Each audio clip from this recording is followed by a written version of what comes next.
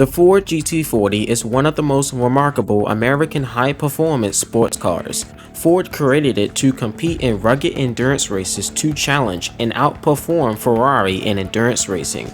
Despite being banned from motor racing by the American Automobile Association for over 5 years, Ford's confidence in creating a car to challenge top European car manufacturers in racing events was unshakable. From 1960 to 1965, Ferrari was the dominant force at the 24 Hours of Le Mans race, and Ford felt convinced that the easiest way for them to win the ultimate race was to buy the Ferrari company and put a blue oval on one of its racing cars. Henry Ford II planned to buy Enzo Ferrari's car company. Enzo offered Ford a deal because he needed money and knew that Ford was interested in racing cars. In May 1963, the agreement on the table was nearly final. However, Enzo felt uneasy about losing control of his company, so he backed out of the deal and left the Shelby American team empty-handed. When Henry Ford II found out, he told his team to go to Le Mans, France and beat Ferrari's ass in a race. In Great Britain, Ford Advanced Vehicles began to build a high-performance, mid-engined race car that is most defined as a legend, called the Ford GT40. But remember that this is not the GT40 you think won Le Mans. Instead, the original GT40 is known as the Mark I. Ford sought the British car company Lola and John Wyer Automotive Engineering to help create the GT40. They also got help from famous car engineers such as Carroll Shelby, Roy Lunn, and John Wyer to get the GT40s ready for racing. Eric Broadley brought two of his Lola Mark VIs, which were mid-engine race cars rocking a Ford V8 engine that had already shown great potential on the track. This means that the Lola Mark VI significantly influenced the Ford GT40. The GT40 Mark I was unveiled at the New York Auto Show in April 1964 before undergoing extensive testing at the Le Mans circuit. It was fast, but fragile and made of a heavy steel chassis with a glass fiber body. It had an aluminum block and pushrod 4.2-liter V8 engine from Ford's Fairlane car, producing 350 horsepower. The name GT40 symbolized grand touring competitive racing, and the car stood 40 inches tall from the surface.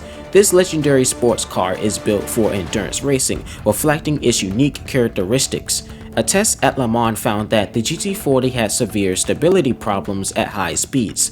It could reach 200 miles per hour no problem, but it would start to lift off the ground at speeds above 170 miles per hour. As a result, changes occurred to the car's aerodynamics to avoid it. The GT40 made its first racing debut in May 1964. The objective would be for Ford to beat the Ferraris immediately, but its success was only immediate 2 years later. Ford struggled badly during its initial year, performing the GT40 Mark I in its first 3 competitive long races. In the Nürburgring 1,000-kilometer race, the car retired with suspension failure after holding second place.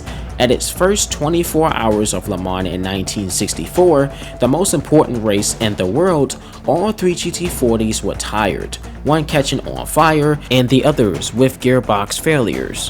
While Ferrari won again and swept a full podium, there were some positive signs for Ford. Phil Hill set a lap record and the GT40 led the race for the first hour. The GT40 had some significant improvements during the 1965 season.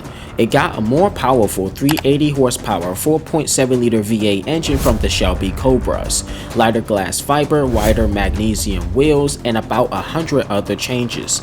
The main focus was on making the car more aerodynamic. The GT40 Mark I experienced some success, scoring its first win at a Daytona 1,000-kilometer race and then a podium at Sebring with Ken Miles and Lloyd Ruby at a wheel.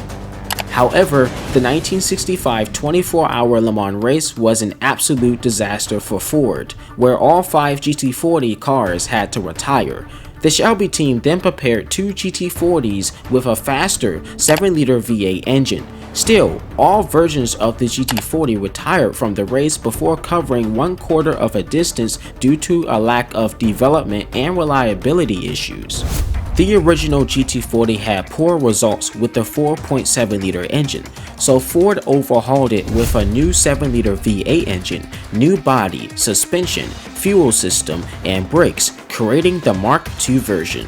They used heavier gauge metal, increasing the brake's weight and stress. However, Ford felt they had a winning car, with the brakes and gearbox being the most significant concerns.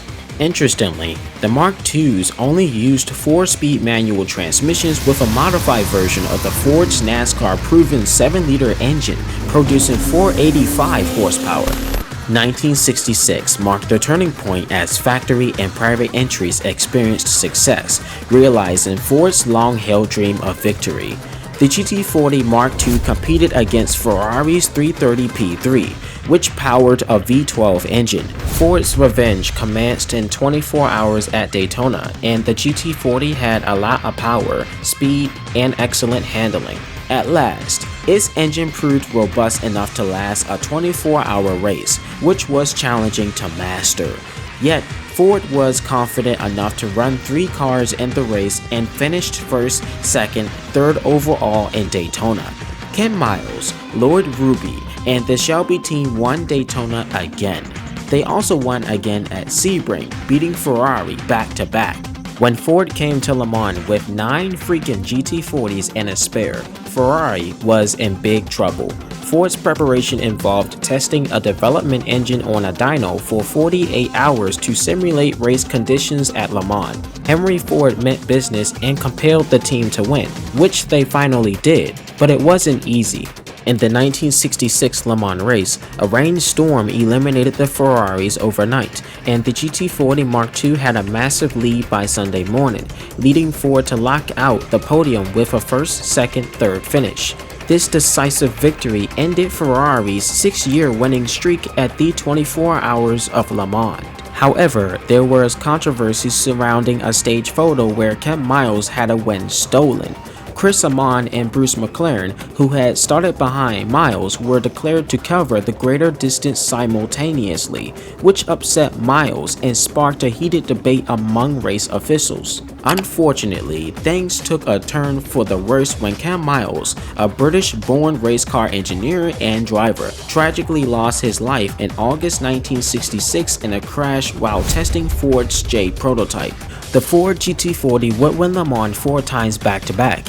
After 1966, Ford decided their Mark II car was no longer competitive as its excessive weight significantly compromised its aerodynamics. As a result, they decided to create an entirely new version with the latest technology, no matter the cost. This Mark IV with a reinforced J chassis was designed to meet Appendix J of FIA's regulations and was the most advanced version of the GT40. Its aluminum chassis and body were built using aircraft techniques and had a 7-liter V8 engine from the Mark II. This car was lightning fast, with its mind-blowing aerodynamic design allowing it to zoom at a staggering 212 miles per hour on the iconic Mulsanne straight at Le Mans. Ford only made 6 of these beasts, and the GT40 Mark IV blazed twice through the 1967 racing scene, winning the 12 Hours of Sebring and the legendary Le Mans race, with racing legends Mario Andretti, Bruce McLaren, Dan Gurney, and AJ Foyt at the wheel. After the 1967 Le Mans race, the ACO organizers implemented rules to reduce excessive speeds. They banned Ford's 7-liter engine and required every car to limit its size to 4.9 liters. As a result, Ford ended its GT racing program, and Carroll Shelby closed the Shelby American efforts.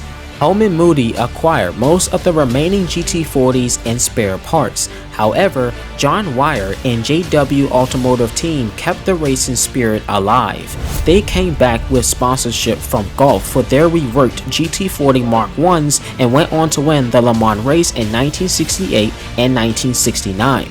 The 1968 Le Mans race saw the unexpected triumph of the Mark I GT40s, powered by a smaller but mighty 4.9-liter V8 engine. The dynamic duo of Pedro Rodriguez and Lucien Bianchi drove these incredible machines to victory. Then again, 1969, Jackie Ickx and Jackie Oliver nailed a final historic win, crossing the finish line just 120 meters ahead of the Porsche 908. It was an intense battle that proved their incredible competitive spirit.